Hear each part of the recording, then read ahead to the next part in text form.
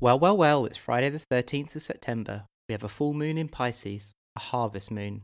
Having panned the gold from the stream around us, some decisions about what we've found will need making, but not quite yet. Neptune's companionship with Luna will give you a head cold from the space weather, so best wait till Monday to begin sifting your treasures, unless of course you have already done so. This is episode 1924 of 301 Permanently Moved to Online, a personal podcast 301 seconds in length, written, recorded and edited in 1 hour by me at the JMO.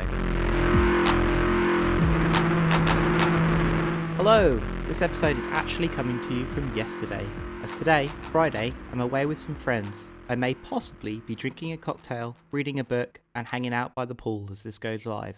So I'd like to use this opportunity to direct your attention to 3 separate things this week. Firstly, I'd like to announce that I'm starting a new project, a zine called Start, Select, Reset. The first issue, Your Attention is Sovereign, is out now. You can find the PDF at startselectreset.com or thejmo.net/zine. This first zine collects transcripts from shows that I've done here as part of Permanently Moved. Subjects include the attention economy, social media, and device use. It's pretty cool to have it all in one place and see how my thought evolves. I hope you'll download it and share it. You'll also find a link in the show notes. Doing this PDF thing is in part inspired by Mikey Privyet's research zines he's put out on his website, link also in the show notes. And I used to make and contribute to several zines in my teens and early 20s. It's part Dark Forest experiment in Samizdat Publishing, and also a response to my friends that keep urging me to publish more content. Through exposing my intellectual life weekly to the internet, some themes have emerged as a recurring thread, and I didn't want to throw them up in some sort of mega post on Medium or whatever, so I made this. I think I'll also use the project name Start, Select, Reset as a catch-all for longer projects and interviews that I've been wanting to make for some time. I'll still put it out on Permanently Moved, but named as a separate series from 301, so stay subscribed for that. Secondly, the Berlin-based space for platform design and utopian conspiracy, Trust.support, have put out a call for applications for 5 research residency desks at their co-working space on the subject of the European stack. From October through December 2019, Trust will explore narratives and projects that reimagine the European stack as a political project. What is the way forward for pan-European digital infrastructure? Could the European stack be a project about and model for a solidarity-based politics? Trust.support is interested in hearing from people working on economic science fictions, platform proposals, and policy designs. The goal of the residency is to lay the groundwork for platforms and networks that distribute risk rather than concentrating it at the most vulnerable edges.